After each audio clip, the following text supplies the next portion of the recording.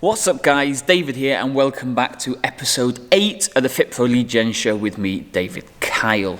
So it's been a few weeks since we released the last FitPro show and a lot has happened, especially here in the gym. As you can see, maybe you've seen from the last videos, all the tops of the walls were white before. We've painted them black, we've installed a TV onto the wall, we've got My Zone coming next week. So for us at DKnine Fitness, we wanted to just brighten things up, make things a bit more unique. So we're going to paint black all the way around the whole gym so it kind of levels up. We're going to get some sort of neon lights just to make it feel a bit more unique as well, because it's all about client experiences. We want clients to think from the minute they walk in that this place is different. It's not just like those generic £20 a minute, £20 a month gyms. So really think about that with your own facility or with your clients if you don't have a facility, how you can make your service so unique that it really does stand out. Anyway, as it's January now, a lot of us are going to have to be doing our tax returns, especially if you're a sole trader. So if you don't have a limited company yet, your tax returns may be all over the place with that. But if you're a sole trader, you're probably going to have to do your tax returns now in January, which means if you haven't been planning it throughout the whole year so far, you could be in trouble because your tax bill could be quite high. So I've been to chat with my accountant, we've recorded a chat, so he's going to go through a few things that really could help you get started with planning your tax. But before we jump on a call with him, I just want to give you a quick insight into what we do.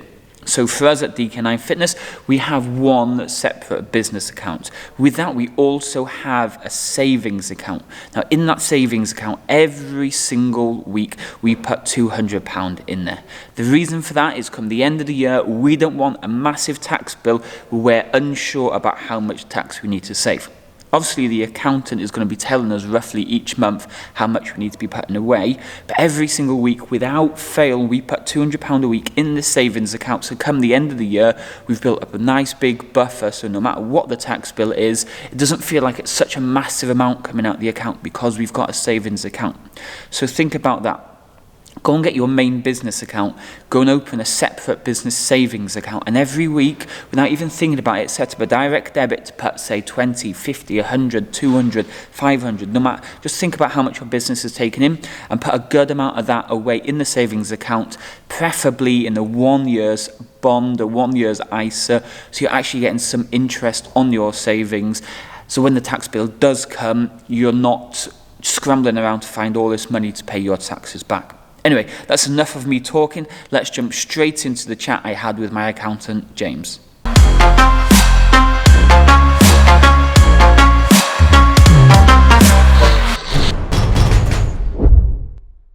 So here we go with our accountant now, James Sullivan. Now we've been with James close to a year now, and James basically does everything we need to do for DKnine Fitness and FitPro Lead Gen.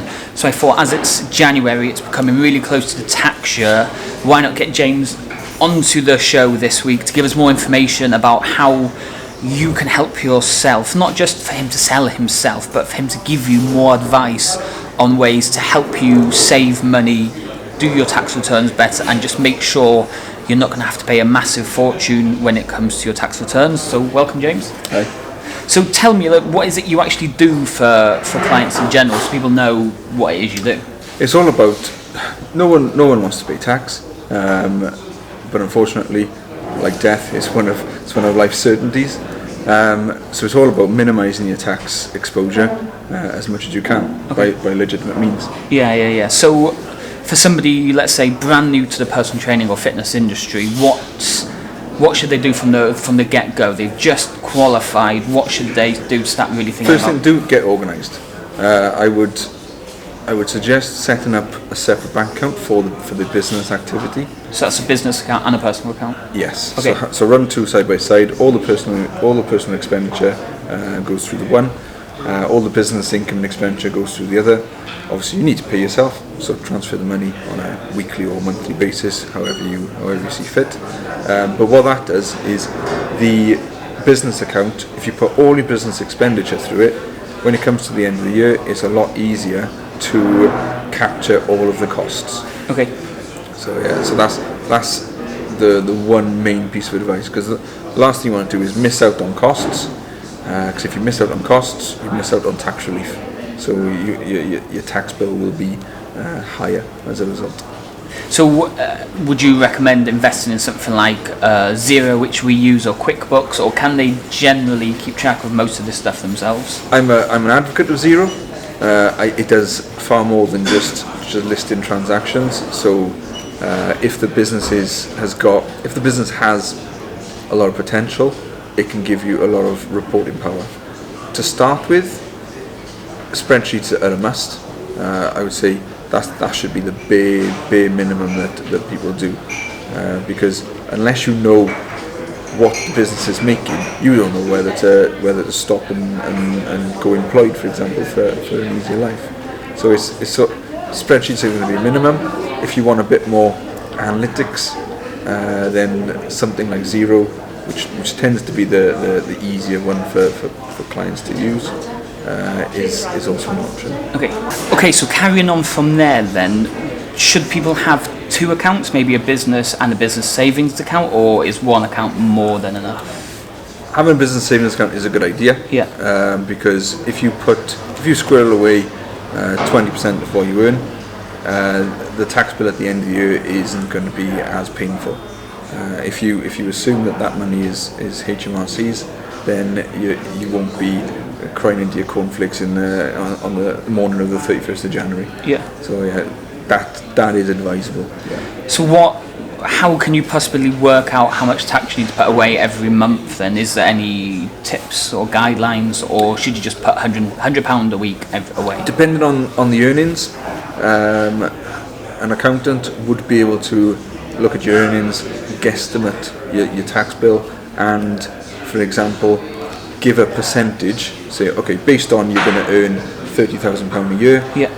Of that £30,000, you need to put 20% away. Okay. For example, if your earnings is going to be lower, it's going to be a lesser percentage because of the tax-free amount, which is at the moment £12,500. If it's going to be more, then obviously you're going to be hitting higher rate taxes, so the percentage you have to put away is going to be greater. Okay.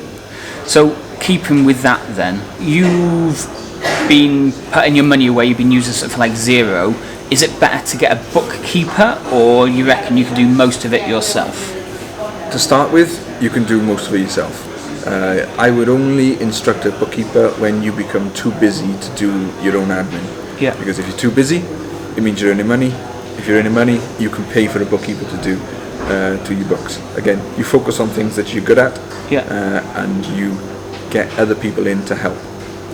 Where you're maybe not so good, or where you can use that time far more wisely by doing more classes, for example, rather than sitting down in front of the spreadsheet. Perfect, okay. And final question then, when it comes to choosing your accountants, like we recommended yourself, we're working with you now, how can somebody find an accountant that's going to work for them? What kind of things do they need to look out for? There's a vast range of accountants on the market, from the big boys, your KPMGs, PricewaterhouseCoopers, etc., all the way through to one-man band accountants. So knowing what you need is key. Yeah. When you're starting up, there is no point in going to the KPMGs of the world, because number one, their fees are going to be astronomical for what you need to start off with, and two, you probably need a personal touch as well. So I would tend to go for the smaller end to start with until the business sort of grows. Then it becomes a case of how do you decide between the small accountants out there. There are accreditations and qualifications that accountants should have. Yeah. I would suggest that people use accountants that are ICAW registered or ACCA registered, because at least then they've passed the necessary qualifications to be able to know what advice they're giving, basically. Anyone, unfortunately, can call themselves an accountant, but what ends up happening is things go wrong, clients get hurt, usually financially, and they eventually realised that their previous accountant was unqualified, and by that time it's too late. They're already in a financial mess. Yeah. So qualifications are key. Also experience and recommendations. So recommendations from people in our industry is the one valuable marketing tool. So if we do a good job and we know what we're doing, our clients then refer us to other people that need help. Perfect. Cheers. Okay, thank you very much. Okay, so it was really interesting to hear what James had to say, especially at the end when he was talking about finding the right accountant. Now, for us, we did take a while to find somebody. We did trying to work with people online, because we thought if we work with more specialist fitness people online, it would be really good. But what we really noticed was, by having a personal accountant, somebody who was just up the road, it was easy for us just to pop up there, ask him questions, sit down, have a cup of tea, go through everything we needed to do, and it felt a lot more personal. So depending on what your accountant situation is, finding somebody who's really close or somebody you could contact all the time and sit down and go through your tax plan and your savings and all that stuff, that's a really good idea. Also finding somebody who is qualified too, to make sure you're not getting yourself in trouble, because if they get it wrong, it's not them that has to worry about it, it's going to be you, because when they get it wrong, it's going to cost you an absolute fortune to fix those problems. And then how he went on about you could probably manually do your books yourself. So this is what we did for the first couple of years. We downloaded the bank statements every month. We put them in an Excel spreadsheet and we ticked off what we were spending, what was coming in, what the kind of products were that we were buying or selling. Then it was kind of easy for us at the end of every January to put it into the tax return, and it would tell us roughly how much tax we had to pay.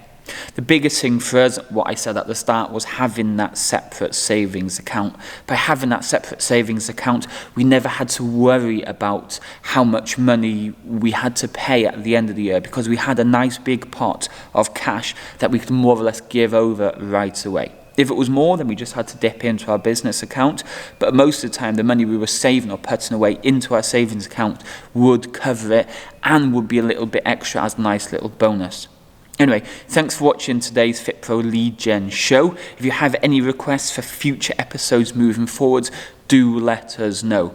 But also, I'm not sure if you've noticed, we also do a daily FitPro show too now. So all the emails and all the posts that we put out every single day, we're now recording them as a video too and posting them across YouTube and all the social media channels. So if you're not following us on one of the social media channels, make sure you do head over and jump on those so you can watch the FitPro daily shows. Again, thanks for watching and I'll speak to you all soon. Cheers.